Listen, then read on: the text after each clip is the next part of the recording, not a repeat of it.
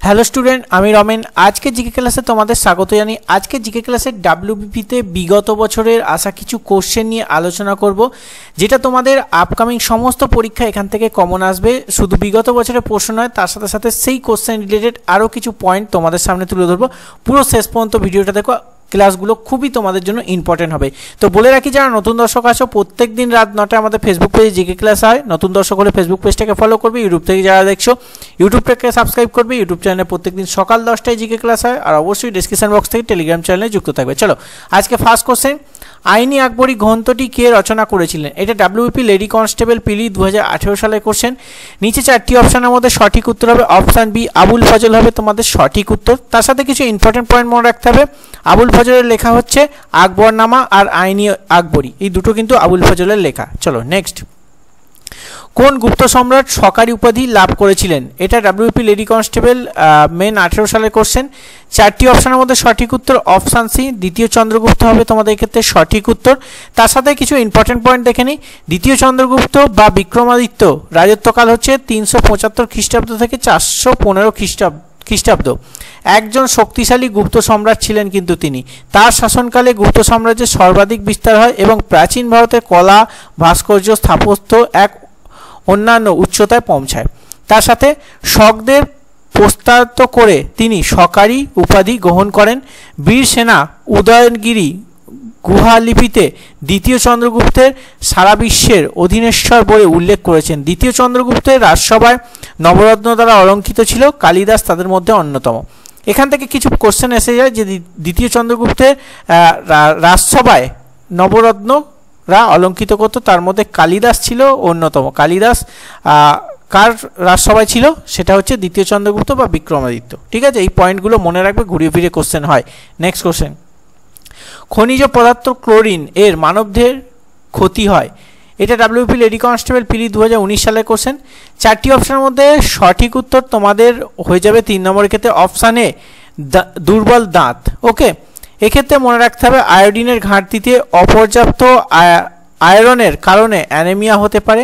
আয়োডিনের অভাব হলো গলগণ্ডের সবচেয়ে সাধারণ কারণ। ওকে, চলো নেক্সট কোশ্চেন, 10 ডিগ্রি চ্যানেল নিম্নোক্ত কোন দুটির মাঝে দিয়ে গেছে? এটা ডাব্লিউপি লেডি কনস্টেবল পিলি 20 সালের কোশ্চেন। চারটি অপশনের মধ্যে সঠিক উত্তর অপশান বি, আন্দামান ও নিকোবর দ্বীপপুঞ্জ হবে সঠিক উত্তর। তার সাথে মনে রাখতে হবে কিছু ইম্পর্টেন্ট পয়েন্ট। 38তম উত্তর প্যারালাল উত্তর ও দক্ষিণ কোরিয়ার মধ্যে অবস্থিত। এটা ডাব্লিউপি কনস্টেবল পিলি 18 সালের কোশ্চেন। পানামা খাল আটলান্টিক মহাসাগরকে এবং প্রশান্ত মহাসাগরকে সংযুক্ত করেছে। এটা ডাব্লিউপি কনস্টেবল মেন 2019 সালের কোশ্চেন। 11 ডিগ্রি চ্যানেল আমিনিডিভ ও ক্যানানোর কে পৃথক করেছে? এটা এসএসসি এমটিএস 2019 সালের কোশ্চেন। বুঝতে পারলে, এই কোশ্চেন থেকে তোমরা বুঝতে পারলে যে এমটিএসে কী ধরনের কোশ্চেন হয় আর ডাব্লিউবিপিতে কী ধরনের কোশ্চেন হয়। এই 11 ডিগ্রি চ্যানেল, ঠিক আছে, এটা কিন্তু ডাব্লিউবিপি কোশ্চেন হবে না, এটা এমটিএস, সিএইচএসএল, সিজিএল এই ধরনের কোশ্চেনে কিন্তু এই কোশ্চেনগুলো হয়। আমি এখানে দুটো কম্পেয়ার করেছি যাতে তোমরা বুঝতে পারো যে ডাব্লিউবিপি কি স্ট্যান্ডার্ড এবং এমটিএস কি স্ট্যান্ডার্ড, তোমাদের সেটা বুঝে কিন্তু পড়তে হবে, তবেই কিন্তু কমন পাবে। নেক্সট, বৌদ্ধ ধর্মগ্রন্থ ত্রিপিটক কোন লিপিতে লেখা? এটা ডাব্লিউপি কনস্টেবল পিলি 2020 সালের কোশ্চেন। চারটি অপশনের মধ্যে সঠিক উত্তর অপশান বি, পালি ভাষা হবে সঠিক উত্তর। কিছু ইম্পর্টেন্ট পয়েন্ট, বৌদ্ধ ধর্ম ত্রিপিটক পালি ভাষায় লেখা। এটা এসেছিল কিন্তু ডাব্লিউপি কনস্টেবল মেন 18 সালে, ডাব্লিউপি কনস্টেবল পিলি 20 সালে রিপিট হয়েছিল। এখানে ইম্পর্টেন্ট কিছু পয়েন্ট, ভারতের প্রাচীনতম গল্প সংগ্রহের নাম হলো জাতক বা পালি ভাষা। জাতক কথা বর্ণনা, জাতক হলো ভগবানের সাক্ষ্যমণি, বুদ্ধের পূর্ণজন্মের কাহিনী সংকলন। ওকে, চলো নেক্সট, সিন্ধু সভ্যতার নিম্নে কোন ধাতুটির ব্যবহার ছিল না? এই লাস্ট অবধি পড়তে হবে, ছিল না। এটা ডাব্লিউপি কনস্টেবল মেন 2018 সালে কোশ্চেন। চারটি অপশনের মধ্যে সঠিক উত্তর অপশানে লোহার কিন্তু ব্যবহার ছিল না। তার সাথে ইম্পর্টেন্ট পয়েন্ট কিছু মনে রাখতে হবে। মানুষের প্রথম ব্যবহার ধাতু হচ্ছে তামা। ওকে, সিন্ধু সভ্যতার লোকেরা সোনা, রূপো, তামা, ব্রোঞ্জ এগুলো ব্যবহার জানতো, শুধু লোহার ব্যবহার জানতো না। তার সাথে সিন্ধু সভ্যতা ছিল একটি ব্রোঞ্জ যুগীয় সভ্যতা। সিন্ধু সভ্যতা আবিষ্কার করেন স্যার জন মার্শাল। এটা ডাব্লিউপি এক্সাইজ কনস্টেবল পিলি 19 সালের কোশ্চেন। সিন্ধু সভ্যতা আবিষ্কার কিন্তু স্যার জন মার্শাল, যেটা 1975 সালে। ওকে, চলো নেক্সট, জং ধরার জন্য গুরুত্বপূর্ণ একটি শর্ত হলো নিম্নে কোনটি? এটা ডাব্লিউপি কনস্টেবল 18 সালে কোশ্চেন। এটা 4টি অপশনের মধ্যে সঠিক উত্তর অপশান সি, আর্দ্রতা হবে সঠিক উত্তর। কিছু ইম্পর্টেন্ট পয়েন্ট, লোহায় মরিচা আর্দ্রতা ও বায়ুর উপস্থিতিতে সংগঠিত হয়। ওকে, মরিচা কিভাবে পড়ে? বায়ুর আর্দ্রতা এবং বায়ুর উপস্থিতিতে কিন্তু সংগঠিত হয়। সুতরাং বাতাসে বায়ু ও জলীয় বাষ্পের উপস্থিতি লোহায় মরিচা পড়ার জন্য দুটি প্রয়োজনীয় শর্ত। ওকে, নেক্সট, নিম্নলিখিত আন্দোলনগুলির মধ্যে কোন আন্দোলন বঙ্গভঙ্গে অভ্যুত্থানের পরে সংগঠিত হয়েছিল? এটা ডাব্লিউপি কনস্টেবল 19 সালে কোশ্চেন। 4টি অপশনের মধ্যে সঠিক উত্তর অপশান বি, স্বদেশী আন্দোলন হবে সঠিক উত্তর। কিছু ইম্পর্টেন্ট পয়েন্ট দেখে নিই যেগুলো খাতায় তোমাদের নোট করতে হবে। স্বদেশী আন্দোলনের উৎস ছিল 1905 সালে প্রথম শুরু হয়, যেটা বঙ্গভঙ্গ বিরোধী জনজাগরণ। এটি 1911 সাল পর্যন্ত চলেছিল। ওকে, নেক্সট, তোমাদের অসহযোগ আন্দোলন 1920 থেকে 22 সাল পর্যন্ত চলেছিল। আইন অমান্য আন্দোলন 1930 সালে মোহনদাস করমচাঁদ গান্ধীর নেতৃত্বে শুরু হয়, এটি ব্রিটিশ সরকার বিরোধী আন্দোলন। ওকে, লালা হরদয়াল 1913 খ্রিস্টাব্দে আমেরিকার সান ফ্রান্সিসকো শহরে গঠন করেন গদর পার্টি। গদর শব্দের অর্থ হচ্ছে বিপ্লব। এখান থেকেও কিন্তু এই কোশ্চেনগুলো আসে, যার জন্য আমি পয়েন্টগুলো তুলে রেখেছি। 1931 সালে ভারতীয় জাতীয় কংগ্রেস করাচি অধিবেশনে মৌলিক নাগরিক অধিকার সংজ্ঞা ও এই অধিকার রক্ষার সপক্ষে প্রস্তাব গ্রহণ করেন।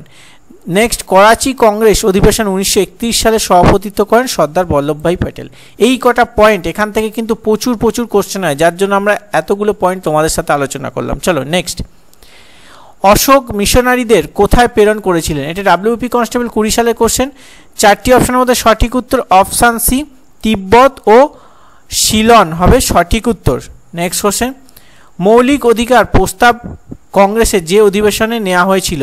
এটা ডাব্লিউপি কনস্টেবল 2016 সালে কোশ্চেন। 4টি অপশনের মধ্যে সঠিক উত্তর অপশান ডি, করাচি অধিবেশন 1931 সালে। এখানে মনে রাখতে হবে মাদ্রাস অধিবেশন হয়েছিল 1929, তোমাদের গুয়াহাটি অধিবেশন হয়েছিল 1926, মাদ্রাস অধিবেশন 1927। ঠিক আছে, এখানে একটু মিস্টেক হয়ে গেছে। ঠিক আছে, এটা তোমরা মাদ্রাস অধিবেশন এটা মাদ্রাস অধিবেশন 1929 না, মাদ্রাস অধিবেশন হয়েছিল 1927 সালে, এটা মনে রাখবে। মাদ্রাস অধিবেশনটা হয়েছিল 1927 সালে। ওকে, আর এক্ষেত্রে সঠিক উত্তর option D.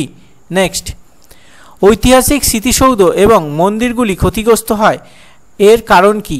WP constable 18 question. 4টি অপশনের মধ্যে সঠিক উত্তর অপশান এ, SO2 হবে তোমাদের এক্ষেত্রে সঠিক উত্তর। SO2-র জন্য কিন্তু মন্দির এবং স্মৃতিসৌধগুলো ক্ষতিগ্রস্ত হচ্ছে। Next, K lady with the lamp নামে পরিচিত? এটা ডাব্লিউপি লেডি কনস্টেবল পিলি 18 সালে কোশ্চেন। এক্ষেত্রে তোমাদের সঠিক উত্তর হয়ে যাবে অপশান সি, ফ্লোরেন্স নাইটিঙ্গেল হবে তোমাদের সঠিক উত্তর। এর সাথে কিছু ইম্পর্টেন্ট পয়েন্ট, ফ্লোরেন্স নাইটিঙ্গেল ছিলেন আধুনিক নার্সিং সেবার অগ্রদূত, একজন লেখিকা এবং পরিসংখ্যাবিদ, যিনি the lady with the lamp নামে পরিচিত। 1860 সালে তিনি লন্ডনের সেন্ট থমাস হাসপাতালে একটি নার্সিং স্কুলে প্রতিষ্ঠা করেন।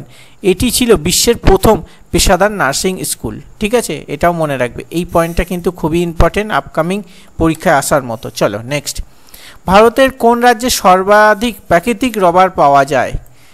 এটা লেডি কনস্টেবল পিলি 18 সালে কোশ্চেন। 4টি অপশনের মধ্যে সঠিক উত্তর অপশানে কেরল হবে তোমাদের, কেরালা হবে সঠিক উত্তর। এর সাথে মনে রাখতে হবে কোকো বিশ্বের বৃহত্তম উৎপাদক হলো আইভরি কোস্ট। ওকে, এটা SSC MTS এর কোশ্চেন। ওকে, ভারতে কফি উৎপাদনে কর্ণাটক প্রথম। ভারত রাজ্যের সর্বাধিক সয়াবিন উৎপাদন হচ্ছে মধ্যপ্রদেশ। ভারতের বৃহত্তম তামা উৎপাদন হচ্ছে মধ্যপ্রদেশ। ওকে, এটা মনে রাখতে হবে। চলো নেক্সট কোশ্চেন। এখানে তোমাদের খুবই ইম্পর্টেন্ট এই কোশ্চেনগুলো, কফি উৎপাদনে, চা উৎপাদনে, এগুলো একটু দেখে রাখবে। নেক্সট, জালিয়ানওয়ালাবাগের ঘটনা কোন সালে হয়েছিল? ডাব্লিউপি কনস্টেবল পিলি 19 সালে কোশ্চেন। এটা ম্যাক্সিমাম ডাব্লিউপিতে কিন্তু রিপিট হয়েছে এই জালিয়ানওয়ালাবাগ থেকে বিভিন্ন কোশ্চেন, তাই আমি কিছু পয়েন্ট তোমাদের তুলে ধরেছি। এক্ষেত্রে 4টি অপশানের মধ্যে সঠিক উত্তর হয়ে যাবে অপশান ডি, 1919 সালের 13 এপ্রিল জালিয়ানওয়ালাবাগের ঘটনাটা ঘটেছিল।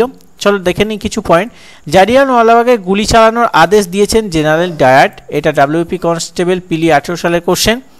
জালিয়ানওয়ালাবাগ হত্যাকাণ্ড অমৃতসরের হত্যাকাণ্ড। ঠিক আছে, 1919 সালের 13 এপ্রিল কিন্তু এটি সংগঠিত হয়। অবিভক্ত ভারতের পাঞ্জাব প্রদেশে অমৃতসর শহরে ইংরেজ সেনানায়ক ব্রিগেডিয়ার জেনারেল রেগিনাল্ড ডায়ারের নির্দেশে, এই ফুল ফর্ম জেনারেল ডায়ারের মানে ফুল নেম যদি বলে তাহলে এইটা হবে, নির্দেশে এই হত্যাকাণ্ড সংগঠিত হয়েছিল। এই শহরে জালিয়ানওয়ালাবাগ নামে একটি বদ্ধ উদ্যানের সমবেত নিরস্ত্র জনগণের উপর গুলিবর্ষণ করা হয়েছিল।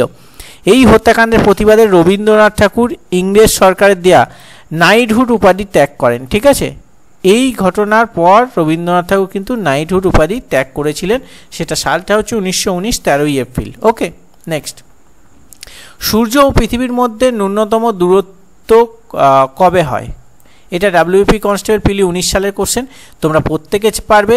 4টি অপশনের মধ্যে সঠিক উত্তর অপশান বি, 4 জানুয়ারি যখন অনুসূর হয় তখন কিন্তু তোমাদের পৃথিবী সূর্যের মধ্যে ন্যূনতম দূরত্ব হয়, এটা তোমাদের প্রত্যেকে মনে রাখতে হবে। কমেন্টে তোমরা বলবে অপসূর কবে হয়, অনুসূর 4 জানুয়ারি হয়, অপসূর কবে হয় সেটা কমেন্টে বলবে। আজকে তোমাদের 15টা ডাব্লিউবিপির প্রিভিয়াস ইয়ার কোশ্চেন নিয়ে আলোচনা করলাম, তার সাথে সাথে কিছু ইম্পর্টেন্ট পয়েন্ট নিয়ে আলোচনা করলাম যেগুলো থেকে তোমাদের কোশ্চেন হতে পারে। ঠিক আছে, এইভাবে তোমরা ক্লাস করবে, প্রত্যেকে কমন পাবে। আর আমাদের চ্যানেলে যারা প্রতিনিয়ত ক্লাস করছো তারা যে কোনো পরীক্ষায় বসবে সেখানেই কিন্তু এই সমস্ত ক্লাস থেকে কমন পাবে। পরীক্ষা দিয়ে এসে তোমরা ভিডিওর নিচে কমেন্ট করবে যে কোন ক্লাস থেকে কমন পেয়েছো। ঠিক আছে, চলো আজকে ক্লাসটা এখানেই শেষ করা যাক। যারা নতুন দর্শক আসো, ফেসবুক পেজ থেকে দেখছো ফেসবুক পেজটাকে ফলো করবে, ইউটিউব থেকে দেখছো ইউটিউব থেকে সাবস্ক্রাইব করে ডিসক্রিপশন বক্স টেলিগ্রাম চ্যানেল যুক্ত থাকবে। চলো দেখা হচ্ছে নেক্সট ক্লাসে, সুস্থ থাকবে, ভালো থাকবে, জয় হিন্দ, বন্দে মাতরম।